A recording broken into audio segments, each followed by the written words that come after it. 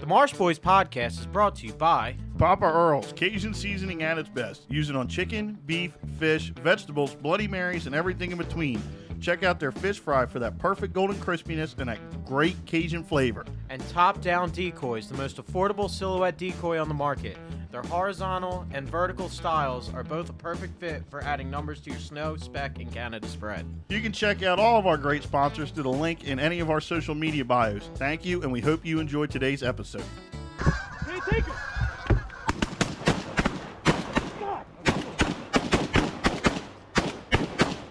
What's going on, guys? Welcome back to the Marsh Boys podcast. I'm Brian. I'm the friendly neighborhood Cyclops. And we are joined by Jonny. Now, make sure I get this right. I should have asked this before we started recording. Jonny Baumann. Yep, hit it on the spot, brother. I was going to say Baumann. Jonny Baumann from Wisconsin with Tagged and Bagged and Drop 'em Outdoors. How are you tonight, Jonny? I'm doing great, man. How about yourself? Good. For a Monday, we're doing all right. It's Monday. Yep, I hear you. So, tell us a little bit about Tagged and Bagged. I think I found your page, I want to say a couple weeks ago, just scrolling through Instagram, and I thought it was a great idea. Well, I appreciate it, man. Yeah, me and my partner, we started it. My partner Mitch, we started researching on how to actually package a bird properly. The biggest problem we always ran into, we shoot a stud bird, we're like, how do you do it, and then we'd be looking it up, and we'd never have the right supplies, so we just makeshift it, throw it in garbage bags. Then we'd end up taking it to the taxidermist, and they're like, dude, what the hell, man? Like, So I was like, there's got to be a simple solution out there. I'm like, what could it be? Something convenient. I look everywhere. I'm searching, and all of a sudden I couldn't find anything. I'm like, okay, this is a problem. We need to find a solution for it. And so we started studying 3 years ago, and I just wanted to make sure, me and my partner wanted to make sure that everything we did was foolproof and perfectly done. That way when guys do have a trophy bird, their bird doesn't get ruined. You know what I'm saying? So we finally studied. We called over 100 taxidermists now, and just, constantly trying to develop it so perfect. And I feel like we got it down the best we can as of right now. So, yeah, man, no, it's been a journey. It's been so cool to meet so many cool people that are willing to help out, and like you guys yourself, bringing me on here, and I appreciate it. Absolutely. So when you guys first got started, you said you talked to hundreds of taxidermists, or maybe 100 taxidermists. What was the general idea for what you guys doing? Was that more consensus, or did you take bits and pieces from every taxidermist and kind of mold it into one grand deal? Yeah, so every taxidermist we'd call, and I'd sit there with a notebook, and I'd write down exactly what they're thinking and what they say is the best way, because everybody has their own idea. So I took everybody's idea and just mushed it into one. We started off with the nylons because we had about 20% of them say yes to them, but we figured out in the long run, when you keep birds in the freezer for a long time, the nylon will actually suck a little moisture out of them, and it can cause problems. So, and if you don't perfectly put it in there too, you can bend feathers. So we swayed away with that. But dude, it's been a learning curve. It's been so cool though. The amount of people that are willing to throw their ideas out, and I appreciate it a ton. And it's really turned into something great, I believe. So. Now, I was looking at your products. What's the difference between your goose and duck bags? Is it just the size, or is there like special preparation between the two? So the same preparation, everything's just based off of the size. So you get bigger, bigger sheets of towelettes, bigger cotton ball for the mouth. And then the bag size, our goose bags will actually fit up to a swan inside of them. So, no more garbage bags. That was the biggest thing. So we got it all custom made, and we're 100% made in America, which is a huge staple of ours too. Just keeping it here in the States, and it's really hard to do with plastic. Oh, yeah. It is extremely difficult. Like, I'm sure. oh, dude, it was a struggle, but we got here. You know what I mean? Yeah. So before we get into the struggle of it, real quick, why don't we backtrack? What comes in the tagged and bagged package? Okay, so yep, in our package. So it comes in outer packaging. It gives you all the details of what we're all about and everything else. And then inside the package, you open it up, you get a super simple direction sheet, and it's so foolproof. It's super easy, step by step, super simple. And then you're going to get a gauze ball to stick in the bird's mouth. That way it kind of soaks up any blood when you lay it back on the back, otherwise it drips on the feathers, and it's one less step for the taxidermist to have to wipe off. Yeah. And then inside of there, you also get towelettes. They're like super high quality towelettes that you wet and you wrap the feet and the head of the duck. That way it keeps the moisture inside of it. And I didn't know this starting out, but that's like the most crucial part, is like, because that's the part that freezer burns first, because it loses all its moisture. And then usually they have to, like, every taxidermist I've talked to is like, yeah, we just plan on pretty much using a brand new head mold and like brand new feet. So, I mean, sometimes they can make it work, but so that's a crucial part. And then along with that, our freezer bags, they're 3 times as thick as a regular freezer bag. So they're going to hold up against, when you're traveling with them in your cooler and stuff, they're not going to get ripped up. It gives it that extra layer of protection against damage, and then also freezer burn too, because it's just that much thicker. And then another thing we have in there that was super crucial, we added to these new kits, is federal migratory bird tags, so like a toe tag. Okay. That's So like a every big thing taxidermist. now. Oh, dude, yeah. I mean, As it if should be, in my opinion. yeah, if the DNR pulls up, you're a taxidermist, you got 500 birds. Yeah, dude, yeah. He has 500 birds in the cooler. He's going to be like, dude, whose birds are these? And he's going to pin you. So, and that's a big thing too, is, I talk to a lot of taxidermists, like, dude, every time we get a bird in, we have to sit there with him for 15 minutes. He has to sign into his account, all this stuff. Now, like, it's in the package, it's ready to go. Lose that whole step. So just trying to make it so simple. But yeah, no, that's pretty much what is everything in that package. And it's just super, super high quality. Like I said, everything's made in America. Now, I was curious about this. Sorry, I can't help it. I do it before I talk. I wasn't going to make a comment. So we had talked about this off air after It's the last subconscious. podcast. Before Ryan asked a question, and I wish we had a clicker or a counter. He goes, he leans into the mic, goes, and then leans back and asks his question. Anyway, I was curious about, does it save money on like the taxidermist bill, not having to do all those extra steps? Like, do you find that like the taxidermist is grateful that, like, hey, here's like 3 things I don't got to do now, and I can just get to work on their bird?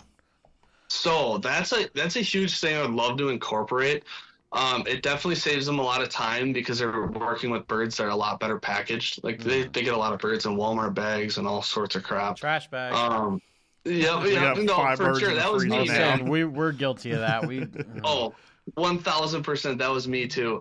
But yeah, man, no, it definitely saves them a lot of time. And my goal is come due time, if I can get some taxidermists on our side, and like, it's like, you buy a kit and you're going to get refunded that amount of the kit if you bring it in packaged that way. That is You one know what I heck of mean? a sales pitch. I'll give you that. yeah, if you can get that to stick on.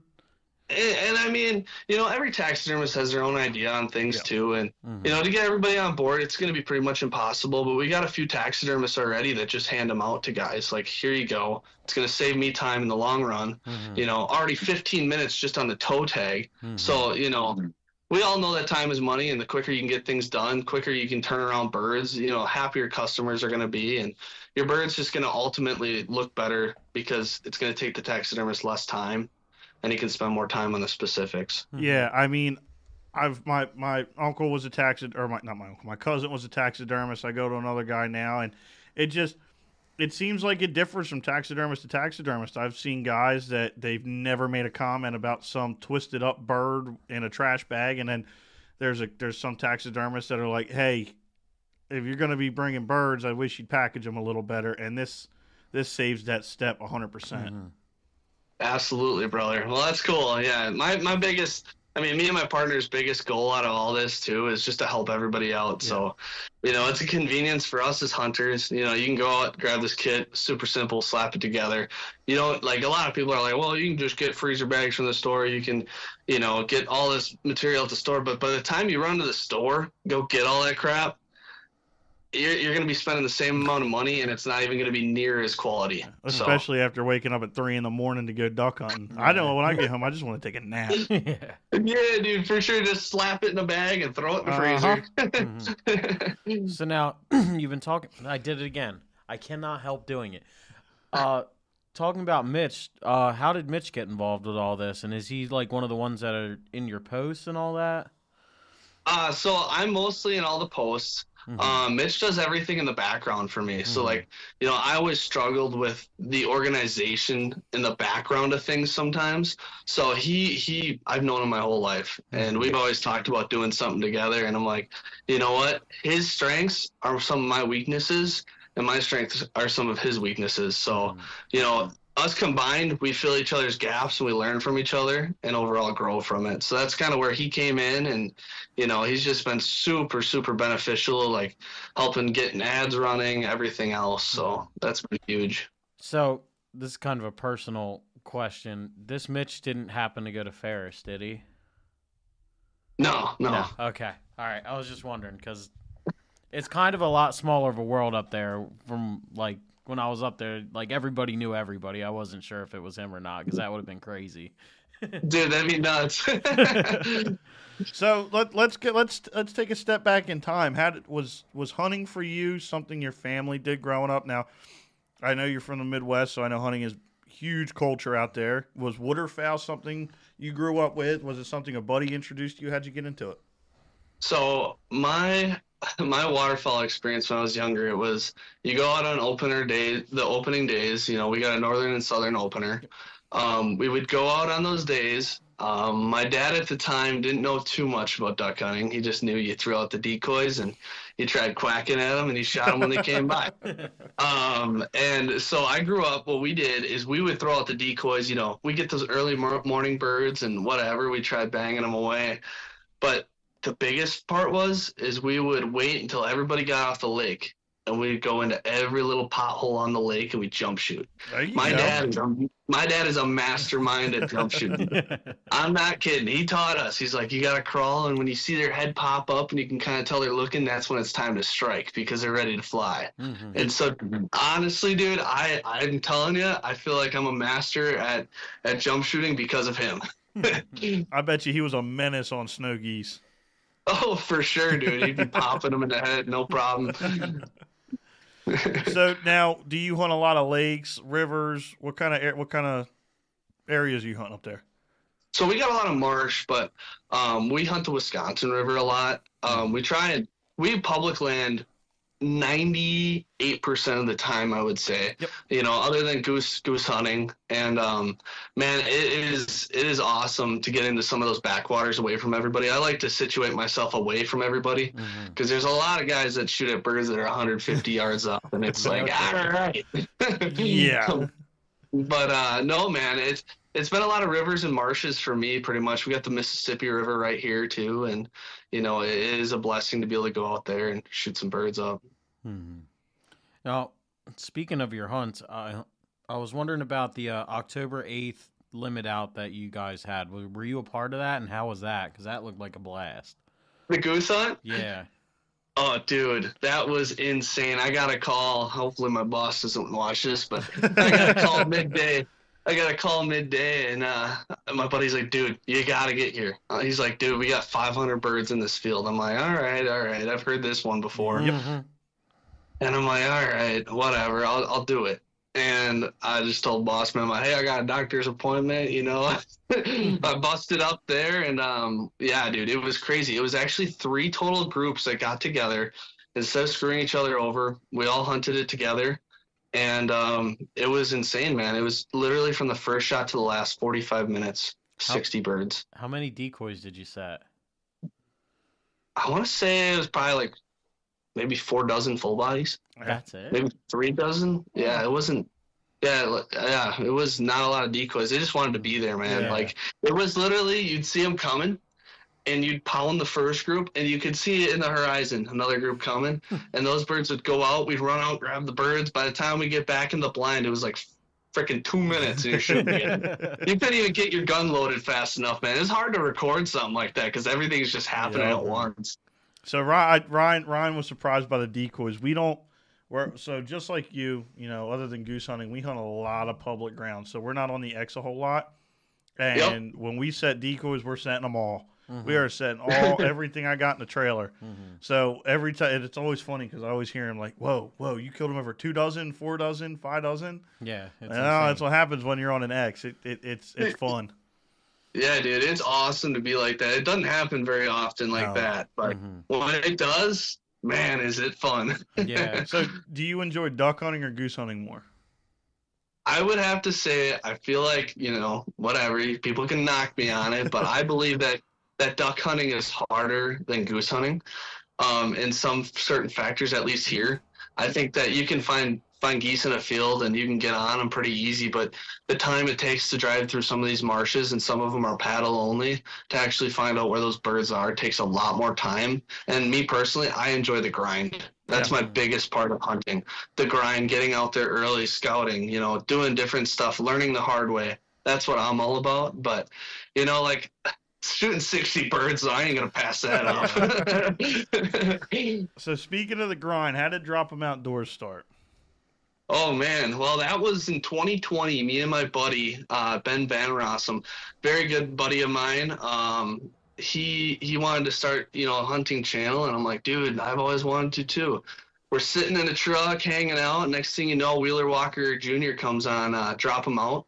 I don't know if you've ever seen that or heard that song. Yeah. Okay. Well, that started playing. I'm like, dude, drop 'em out. He's like, drop 'em outdoors. I'm like, let's run it. So we just ran with it, man. And yeah, he kind of fell off. He got busy with life. He's building his own house, doing great. And I just kind of kept with it. And now I got, actually, you saw Patrick, the photographer. Okay. And so we talked about him before, and so he joined. He's my basically full-time photographer, videographer, and then my good buddy Keegan also joined up with me, and they've been helping out, which has been a blessing. But yeah, that's kind of how it started, and we just kept going to expos. We made some beer drinking shirts, some fun stuff, man. And there's so many cool supporters out there. It's been a true blessing. Now, I was wondering, because it started in 2020, was this another COVID baby? Like, I know it didn't hit as hard up there, but was it just boredom and all the restrictions? You just wanted to get out there and do it? Well, it was just before COVID. I think I might be wrong, man. I don't remember, but I think maybe we just had more time off and we just got after it, man. And it was kind of funny at the start. We didn't really try too hard, and then all of a sudden I started catching traction. Just have so many, like, without my buddies and my friends and the close family that has really helped it, start, I would have never been able to be where we're at now. So, super appreciative of them, and it's cool to have people like that around you. Now, between Tagged and Bagged and Drop 'em Outdoors, is this something that you can foresee yourself doing as a full-time hobby in the foreseeable future, or the future at all? Is it something you plan on doing?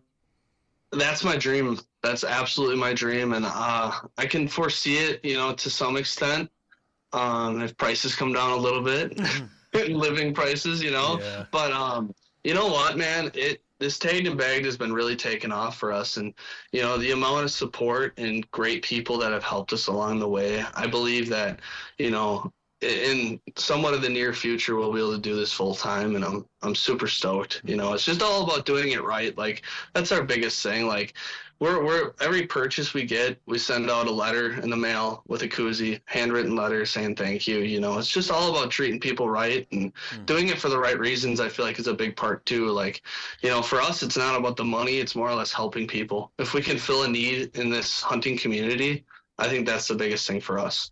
I like that. Now, do you foresee, I noticed also, by the way, I like your new packaging. I know you don't have it on behind you there, but I was looking through it, and I like the new packaging a lot. Are you, with it being a separate website and a separate thing, are you trying to get it in the stores already? Like Cabela's and Sheens? Right? Yep, so we're going to end up... Shields. Yeah, yep, that would be a huge one. So we're actually, right now, we just did like our first month of like really getting into it. And selling it more and getting it all perfectly fashioned up. And I definitely see that in the very, very near future, within the next month. Oh, that's awesome. Yeah, so and I got to shout out Dave from the Finisher Tool. Yep. I have phenomenal guy. Yeah, absolutely phenomenal guy. He's helped us along the way. And big shout out to him for teaching us a lot of different things before we learned the hard way. You seem to get like these sponsors and into these things quick. Like, for example, I saw you got Drake within your first 2,000 subscribers on Drop 'em, and I was wondering about how you're going about all that. Like, also, for example, the ballista fishing crossbow I've been talking about since we first started, like 2 years ago. Yeah. How cool is it? Because I still haven't pulled the trigger on one yet. So Oh, that's dude, kind of they're a two-parter. Yeah, no, they're phenomenal. They're fun to shoot, man. It's just fun to cock back and even just shoot with the boys in the backyard, just have a few beers and shooting darts. It's wicked though, man. Like them things hit hard. So, it's definitely awesome. But yeah, the biggest thing with me and getting like per se sponsors and whatnot, we've been very blessed in the fact of actually using the products. Mm-hmm. And then when we use the products, we've been able to take those products, take pictures of them, and just be like, hey, man, we love using it. That's all we'd say is like, hey, we feel like we can really help promote you guys, and we want to be a part of the team because we believe in what they believe. Mm-hmm. And that's my biggest thing is I don't want to be a part of a company that I don't believe in. Absolutely. So, and I love Drake. Drake gear is awesome. People are like, oh, sick, all this, whatever. You know what? That's cool, man. I'm all about it. They probably make great stuff too. I got nothing against them.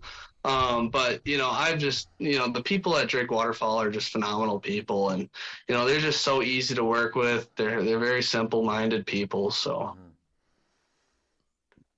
I thought you were going to follow up on my questions. No, you got a whole sheet sitting there. I do have a whole sheet. I just run off. My biggest thing is winging it. I ask questions when they stick them in the old brain. I was curious about, you talk to all these taxidermists about what they prefer and what they don't prefer. Have you considered doing like a start to finish kit with fur bearers? Because I know you hunt fur bearers too. Yeah, so that's definitely something I've thought of, and we're actually going to be doing some different stuff. So like we're going to come out with like a long-tail bird kit. Ooh. So like your old squaws, your pintails, to have an actual specific, sorry, I'm kind of going on a tangent, but go ahead. So we're kind of trying to figure out with the tail, that's the most important part. And we're just taking our time, making sure we do it perfect before we actually put it out. And then along with that, we're going to be doing fish in the near future too. That's something that we're still working on too, talking to taxidermists. And then the biggest thing we've looked at is like pack out kits. So like, let's say you do shoot something out in the, way out in the woods, out in the back, out in Colorado or wherever you're out in the mountains, pack out kits are, pretty huge. They got them out there, but you know what? I just used one on a bear this last spring and it was pretty chintzy. Like, it was starting to rip in some of the corners. I'm like, man, like hopefully it don't. Yeah. And, especially when you're that far back, you want something that's going to be like pristine. But then like with, I guess the fur bearer side, like, with deer mounts and stuff like that, like just shoulder mounts, like being able to make sure the cape is perfectly held together and not screwed up. That's something we're definitely thinking about in the future. But we don't want to rush into things and then all of a sudden we start ruining people's mounts and all that jazz. So we're very specific and we're very detail oriented in that factor. We don't want to ruin somebody's trophy. Yeah, I agree 100%. And I think the long tail, like you said, specific to mainly pintails and old squaw is an amazing idea because, granted, I've never been lucky enough to shoot a pintail, but I'd be scared to death to stick that thing in a Walmart trash or a Walmart bag or a gallon-sized Ziploc. Yeah. Yep. Yeah, exactly. And we've made our bags long enough. Our duck bags are long enough, but it's still going to have to curl the tail on the end a little bit. But we've talked to taxidermists for like, dude, it's still way better than what's out there. There's people just slapping them in bags and, they're half busted up when they get here. So, that's the biggest thing is, that kind of thing. And, but yeah, no, man, it's been super cool that way. And, sorry if I just lost you. Can you still hear me? Oh, we can still hear you. All right, sounds good. So yeah, no, it's definitely coming along, but we just want to make sure everything's perfect when we get it out there. Like when you buy one of our kits, it's not going to fail you. It's going to be 100% perfect. I don't know how you're going to get away with the fish side of things though, because we were talking to your uncle, a lot of cousin too, about fish mounts is, when you bring in like a fish, like a bass or something like that, they don't end up actually using it, at least down our way. Well, that's what I was going to ask. So I would say, I mean, you could probably agree 90% of people who taxidermize fish are painting a fish. Mm-hmm. There's a bass mounted right over there on the wall that's from early 2000s. It's a real skin mount. Do you still That's the only see? one I know of is of a real skin mount. Do you still see a lot of taxidermists in your area using real skin mounts? Yeah, so they'll actually take the fish and just repaint it a little Yep. bit and fix it up. But yeah, that's pretty much the most part of it. They don't. I mean, if they don't, I mean that color is gonna fade. But our goal is to maybe help that and solve their issue, and just help with the overall way it comes in. Like if you bust, if you take one of the top fins on a fish and you bust it off, like you're screwed. Yeah, man. Yeah, Like I'll they have have to to. say, I mean, yeah. they can fix it, but like. It's just going to cause a lot more work. Our biggest goal is just help the taxidermist out and just completely get rid of all the makeshift crap people are putting out there for them. Mm-hmm. You nudged me. You had something else. I did, and now it's skipping my brain. It was, oh, shoot. Yeah, see, I need to start writing stuff down. So, going over to Drop 'em Outdoors, I was also curious about how did you start with like just shirts or just hats or just stickers, or can you give us like the process of how it evolved to what it is today? I'm pretty much just like bought 12 hats. I'm like, anybody want one? And then all my boys are like, hell yeah, man. And then I was like, all right. I'm like, all right, I want some t-shirts. They're like, hell yeah, man. And man, it just kept coming. And like, over time it just started branching out, and it definitely started with all my buddies. Like, I feel like some of my buddies have I know for a fact they have every single piece of merchandise I've ever brought out.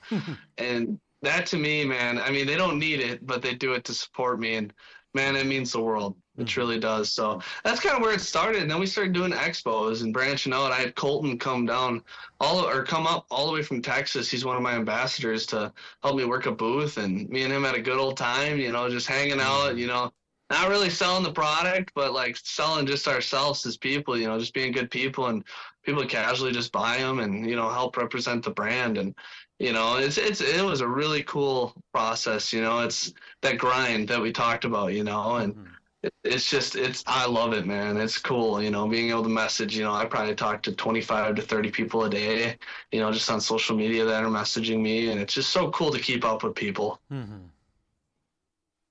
So I was about to say, don't nudge me and then not say something. So when did you believe you were at the point where you're like, okay, I think we can start doing ambassadors?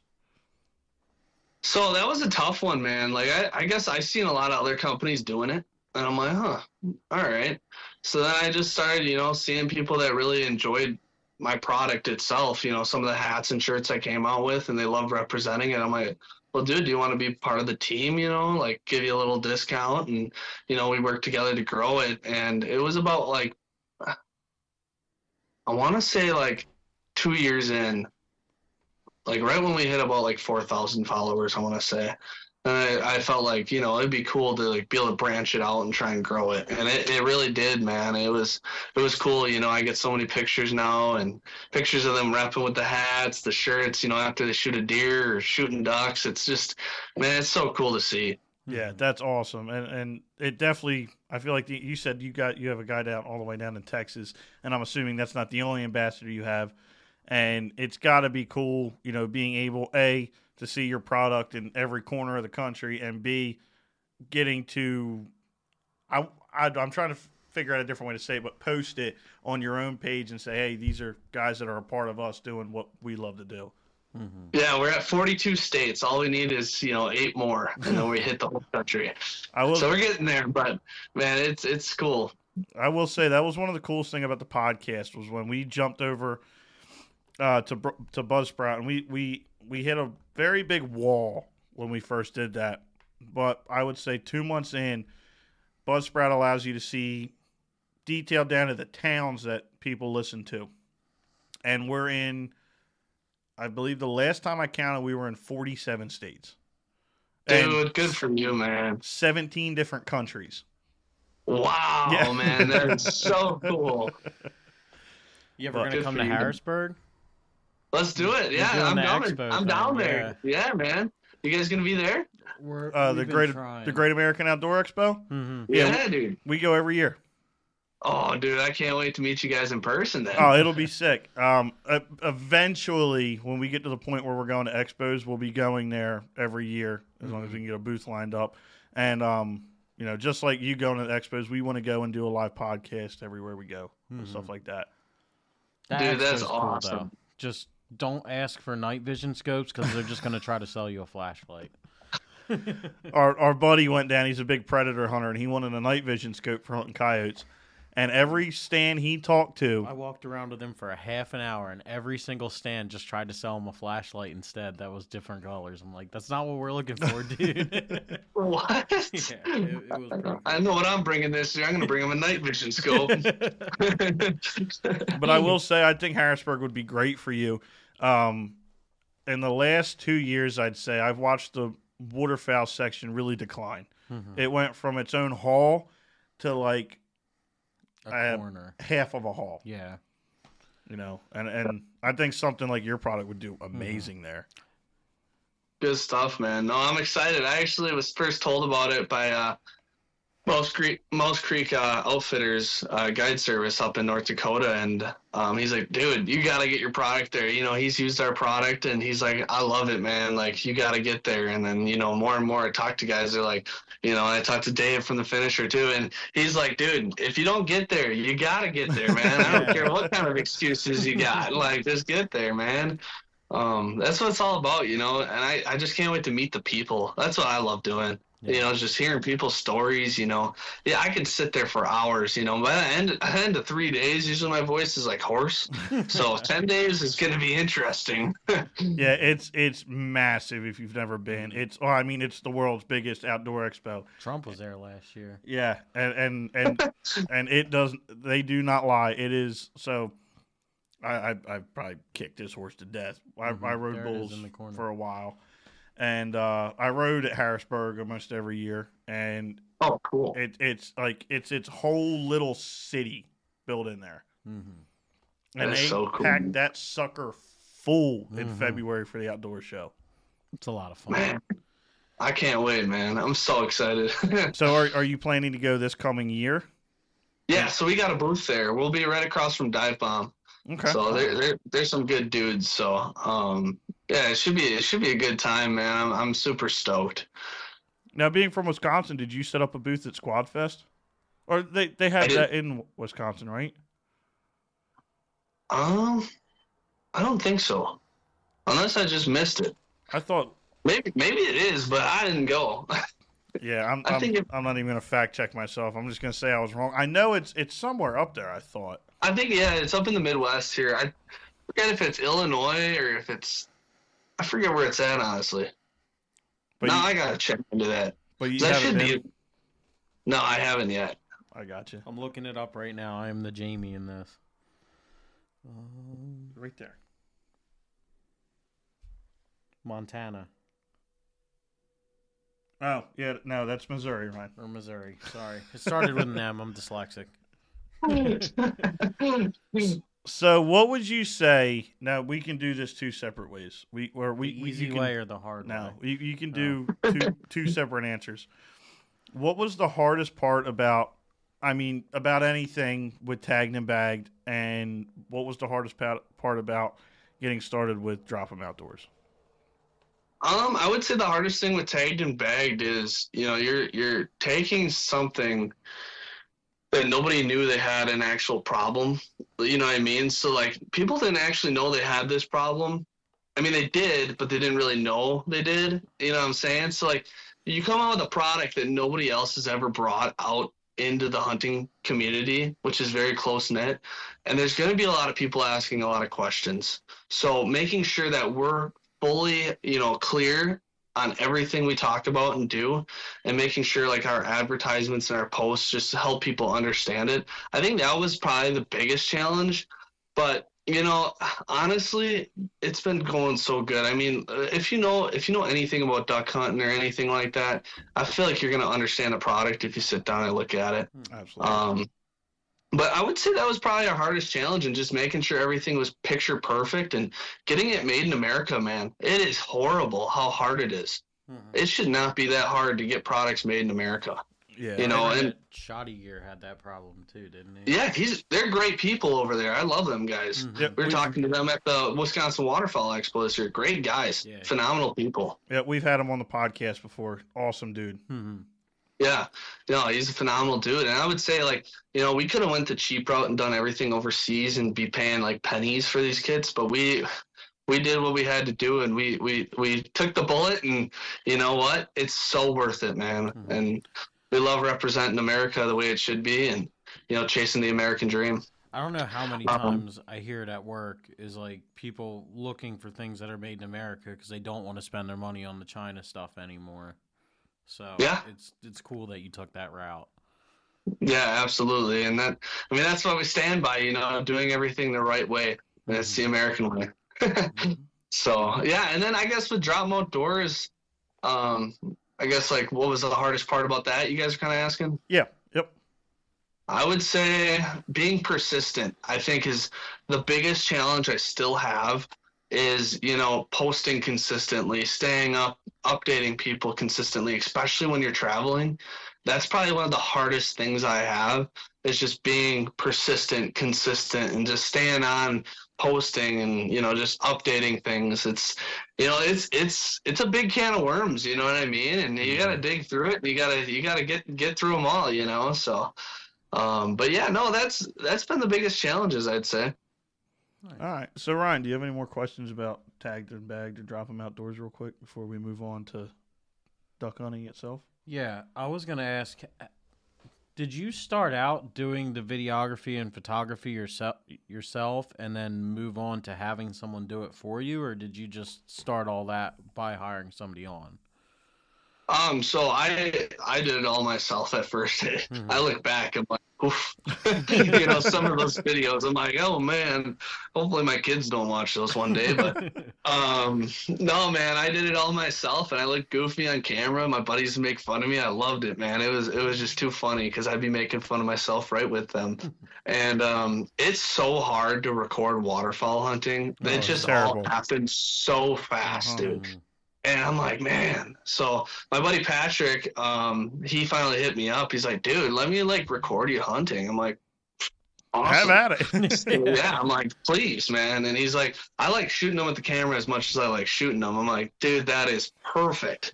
So yeah, no, he finally, you know, he started working in with me and shooting some film with me. And I still self-film here and there just because, you know, just with life, we get so busy and we can't always get together. But no, man, he's a true blessing to have. And, you know, also, I mean, everybody seems to help out when I go out with them. They kind of get it, like, you know, they'll pop up the camera for a little bit, take some short clips for me. I'm like, thank you, man, because it's so hard to go out there and record some mornings. You know, it's 3 a.m. Like, you don't want to pick up a camera. You just want to get this stuff out there and ready to go, you know? Yeah. You don't want to record your buddy, or you don't want your buddy to record you blinded in the A-frame or the layouts. You want them to help and get this stuff done so we can sit and relax. Dude, that was the hardest part. I was just out in North Dakota for a week, and, you know, it was so difficult to, like, pick up the camera because it was a grind, brother. It was hard hunting up there. Like, the migrators were just not there in the area we were at, and it was just hunting local birds that were just tough. Man, they were tough. So you said you were just in North Dakota? Yeah, so I was just out there for a week, about a week and a half, and, yeah, it was towards Jamestown area. And man, the birds were starting to come down at the end of the week, but man, it was tough. Yeah, our buddy Lance over Bucks County Boys just came back from North Dakota. He said, I talked to him briefly about it. He said it was more geese than anything. The geese were stupid where he was. Yep. Yeah, no, definitely. The snow started pushing down. I had some buddies up in the northern area, and they slaughtered them. They had a great time. But, you know, hunting local ducks out there that have been shot at 100 times, oh, my gosh. Dude, you put a mojo out and they're flaring at 100 yards. They're like, what am I doing wrong? Then you pull the mojo, and then they're flaring at something else. We're like, all right, rebrush the blind. And then, dude, it was just so difficult. Like, and then they would only, like, feed on water, it seemed like. So, like, everything was green enough, so they just jumped from pothole to pothole. Then we started figuring that out. We started hunting water, and then we started slaughtering them, and it was a good time. But yeah, other years we've been out there though. We go every year, and other years, I mean, we just slaughter them in the fields. It is a good time. I got some good buddies that, hook us up with the decoy trailer and everything. They got the whole setup, and it's a good time. What's your favorite duck? Oh man, you know what? Come on, you had to know that was coming. Favorite one I've shot or favorite one I'm trying to chase? Let's do both. Yeah. All right, favorite bird I've ever shot. Ugh, you know what, man? We're pretty dang blessed with wood ducks up here, and man, it's tough. All right, I love me a wood duck. They're so beautiful. But I would have to say a penny, man. I'm all about them pintails. Man, they're just so crazy, and they're so slim out here. So, like, you shoot one with a sprig, it's like, whoa, you know? Yeah. It's hard to beat one. Like I said, we've got some really cool pictures of them just out of season, but we have not been lucky enough to get on them yet. Heck yeah. And then my favorite, the duck I'm trying to chase, me and my buddy are actually headed out to Vancouver on the Vancouver Islands out there in British Columbia to chase harlequin. Ooh, so that'll be fun. That's going to be a good we're doing 15 days. We're going to drive out there. It's 36-hour drive, and it's a wicked drive, and I think we're going to bump my little 14-footer out there, and we're going to see if we don't give sink, her hell. But yeah, what the hell, right? You don't know until you try. Make sure the bearings on the trailer are good. Yeah. Oh yeah, we're gonna be redoing those there and on the way back probably. So have you hunted in Canada before? Never. This will be my first time ever. Yeah. Being all the way up there, that was like a common thing with people I went to school with, is they would hop over to Canada to do it in winter break and stuff like that. Right? 5 hours away and I don't do it. I don't get it. Now, you said we're going to drive 36. Yeah. With a 14-foot John boat. Heck yeah. Oh, I can't blame it. But you said you were in Colorado recently, right? Last week? Yeah, so I went out there. I was in Colorado for a little bit too. That was more of a hangout trip, and gotcha. The old lady's birthday, so I had to treat her special. Fair enough. That's always fun. But I did see a lot of elk, I tell you what, man, and it got me ready to go. I was like, man, just seeing the ducks too in the mountains, man, that was crazy. Like, I'm like, man, if a guy could sit here and hunt in this hole, man, it would be so sick. Shoot them in the mountains. That's one dream of mine. So, hold on. Actually, come back to me. Do something. I gotta look something up before I look stupid. That's not hard. Okay. Continue. So I will attest to that. Like shooting, one of my hit list kind of trips is shooting geese in Montana. Watching Cal from Meat Eater do it with the mountains, with the Rockies in the background, and that's insane. It's nuts. They're sitting there in a valley as wide as the state I live in, and they're mopping geese up with the most beautiful background you could ever ask for while goose hunting. Oh, dude, I can only imagine what that's like. All right, this is my hot topic question. It's not really on the hunting topic, but I know what the trolls say about this. Does the UP belong to Wisconsin, or does it belong to Michigan? What are your thoughts on that? I think we deserve it. 'Cause honestly, you go to the other side of the state, it's nothing like the UP, and then it's just a part of Wisconsin. They just wanted the good part. Because I know all the people above the bridge don't like to claim Michigan as their state. But I think a lot of them identify as Wisconsin. So does that mean you'll claim Mitch Rompola too? Oh. I guess we might have to. Did you ever look into that? No, I never really did. Really? I cannot remember the podcast that dove. They had a 3-part series into it, but it's one of the wildest stories ever about this guy that did years worth of research on these 2 pictures and finally was able to cross them over and show how fake that record buck he shot was. Really? Yeah, it's nuts. If I find it, I'll have to send it to you. It's probably one of the most interesting podcasts I've ever listened to. Mm-hmm. Dude, I totally biffed on that one. I didn't see that one. Yeah. He went into how even in the details how Hansen basically had his legal team get a hold of him and everything, and basically shut Mitch Rumpola up completely. Wow. Yeah, it's to anybody that's like really big into hunting lore. Like the Mitch Rumpola story is one of the most interesting and inclusive things you could ever listen to. Dang, dude. I'll have to definitely check that out. That's wicked. I just don't get that, man. Like, why do people gotta lie about stuff, you know? Just keep it real. Like, the whole fishing thing, too, with the lead weights, and the walleyes. Mm-hmm. Ridiculous, man. Just go out there and catch them. Like, spend thousands and thousands of dollars. Got all these sponsors because of it. Brand new bass boat. All a hoax. Like, really? Well, look what just happened. I want to say Ohio. What's his name? The CJ Alexander buck. Did you see all about that? Oh yeah, dude, that's insane. Oh, and they are. So what's really unfortunate about it is he probably will never see life. He'll probably never see a jail cell either for that. Ridiculous. It's nuts. You gotta. I haven't brought that up to you yet, but it is. What was the other story we were talking about not too long ago? What are you talking about with the deer? Yeah, that was Mitch Rumpola. I thought there was one after that because I know we did one on that. There was one after that, I thought. It was probably the C.J. Alexander buck. Mm-hmm. I mean, that whole, and now it's disgusting what he's doing. He got bailed out, and then he posted on his Instagram story, "Sorry for lying. He's trying to play like the misguided young kid kind of deal, and basically saying, I'm gonna come out with the real story in time when I get all the facts together." Like, dude, just quit while you're ahead, man. Mm-hmm. Just accept it. Mm-hmm. You know, you're in this deep. Nobody's ever going to remember you that you didn't do it. Mm-hmm. So now you might as well just admit to it and just swallow your pride. Mm-hmm. It's a hard thing to come back from. It takes a long time. Like, it took Jeff Foyles a long time to come back from the stuff he did, too.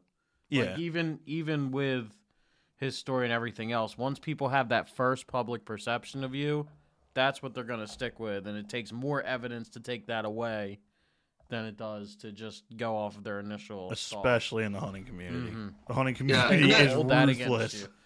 Kind of going back to... Oh, sorry. No, you're good. Go for it.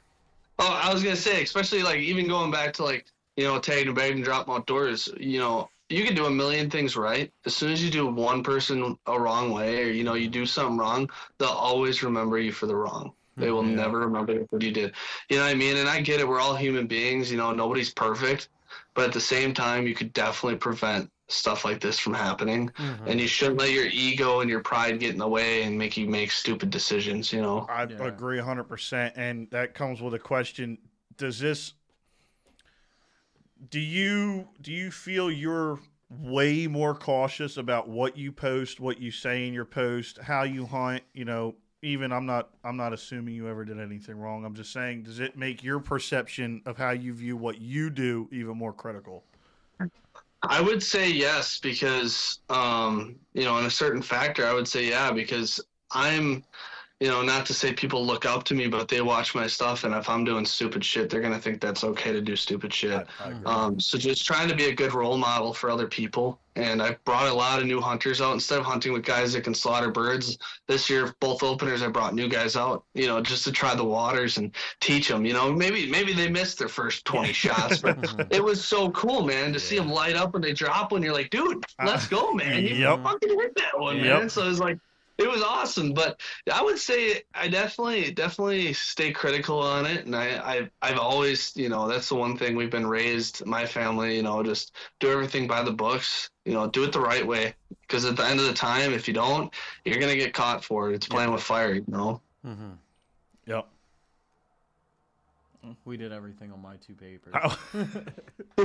So, do you guys in Wisconsin have a split series? Like, have you gone through your first split of Winterfell season, or are you in your main drag right now? Yeah, so we already did our break. So we did our little week break, and now we're full force. But this year, it's really, I don't like it, man. This year, I was hoping to have like a longer season than normal, but they actually cut it shorter. We're done December 1st. Really? Dude, there's not even going to be a migration. It happens every single year. We get done like usually like the 4th or the 5th or like the 7th or 8th. Like, so like literally the weekend of Thanksgiving is our end. Yeah, that's when our season like really starts. What is their justification for that?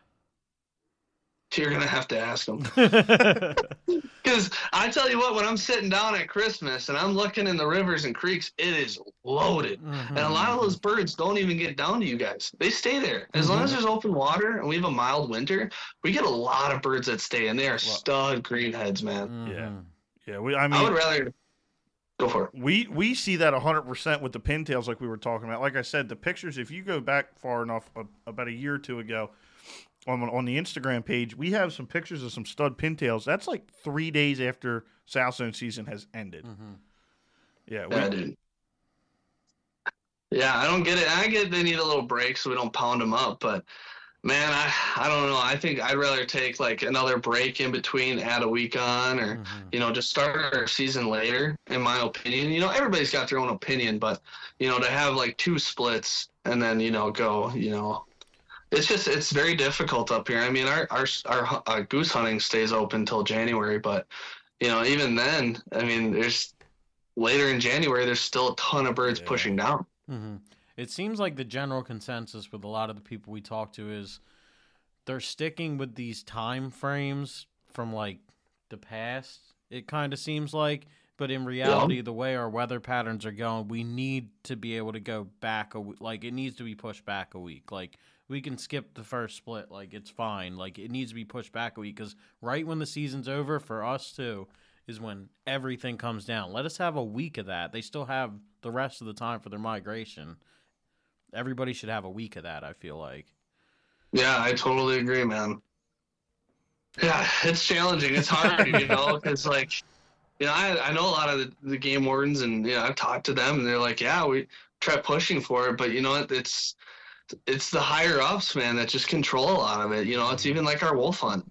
Like we in the state of Wisconsin, they claimed that we only had 1,000 wolves in the state of Wisconsin. They opened up this debate.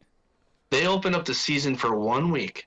In the first 3 days, they shot almost 400 wolves that were recorded. Yeah. And damn well, there's some guys out there that did not record. Yeah, and there's guys with cattle farms that are probably shooting wolves almost all year long. And there's no way they took out half the population. There's no way that was half the population. If they're seeing 400 that quickly, that's got to be even like really generous estimates. That's got to be what, like maybe 10% if that. Oh, dude, and it is, yeah, and that's generous because our game warden up by us. So just to like say this straight up, it's not the game warden, it's not the DNR. This is a federal thing. Yeah, they're all on board. They're like, let's do it. You know what I mean? There has to be conservation in anything, and they're all about it. It's just they can't get it done because it's a federal thing. And yeah, man, I mean, our game warden up north, he spotted a pack of 12, a pack of 5, a pack of 3 right behind our cabin. Every time I walk out, and this is the only time I hunt way up north Minocqua area, every time I hunt up there, I get followed into the stand by wolves, and I get followed out. Because on my way out, I see them walking right behind me. Yeah, remind me to never hunt the northern part of Wisconsin. It is scary, man. We've seen them. We've seen them up close, and it's pretty much just grab your deer and run for dear life because they'll get close to you. I mean, they're very curious and they're very smart. What was I'd have to look this up. I believe this was on either Meat Eater or Rogan's podcast. They talked about it. A guy, I want to say he had shot a moose out on a frozen lake, lived in a cabin. Basically walked out his cabin door, shot a moose, shot his tag, and he let it lay for an hour. But by the time the hour got there, he opened up the cabin door, and there was 15 wolves out on that moose. And he said every time he would come back out, then wolves would be closer and closer and closer to the cabin. Like I said, I don't know the full story, but it's like harrowing, like what this guy went through. Dude. Yeah, that's ridiculous. Did you hear about the Wisconsin story on that? I don't. No, probably not.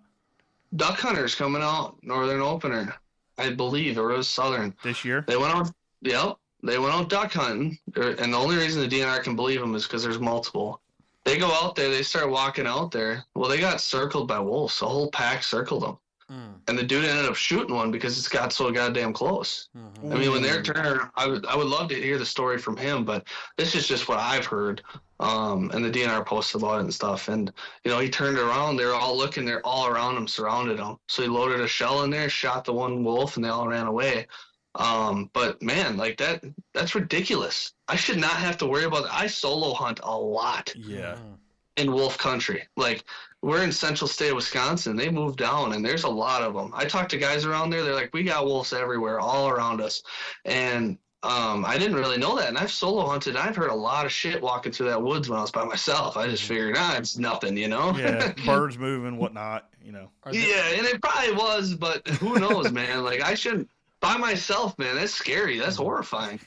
Now, are they naturally moving down, or was some of it from the reintroduction programs that they're doing out west?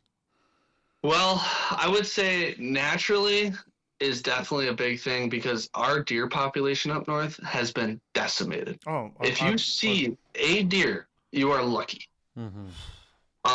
Yeah, so they just moved down with the food source, so they're slowly migrating down. And you know what? We have wolves on cameras. Like, so you know where Milwaukee is? Like 45 minutes north of Milwaukee, we have wolves on camera. That's I don't know, and I feel like I feel like that's above our pay grade for that kind of conversation. But it's just it's nuts to think that the DNR's like, nah, we don't have them. We got 1,000 wolves in the whole state. Yeah. Mm-hmm. The long and the short of it is it's going to have to be a big problem for the more populated areas like the suburbs, and then they'll decide to do something about it. It's not as deadly, but it's 100% comparable to the bear situation in New Jersey. I mean, that was a national topic for the hunting community. The fact that our governor shut down the bear population because bears are cute and cuddly and don't hurt anything. And 6 months later, a bear attacks a little girl. And what you know it, 2 years later, they shoot, I believe, in the first 3. So I was going to bring this up when you talked about the wolf hunt. They opened it up for a week. They told them, this was either last year or the year before, they said the Thursday before the season, we're going to have a bear season 1 week only. Buy your permits. They announced that the week prior. Yep. I think they shot in the first 2 to 3 days like 350 bears. Dude, it's nuts. Yeah, and there was just a bear shot a week, 2 to 3 weeks ago. There was a bear shot in northern Jersey that dressed out 770 pounds. A black bear. Whoa. Yeah. Dude. Yeah, that thing was nutty. But, I mean, like I said, it's the same thing. Like, people just...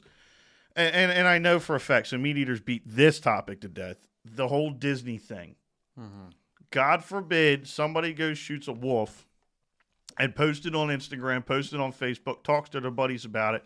They just shot a character from Brother Bear. Or a bear. They shot a character from Pocahontas. You know what I mean? Like, they put this stigma around predators that's just not realistic.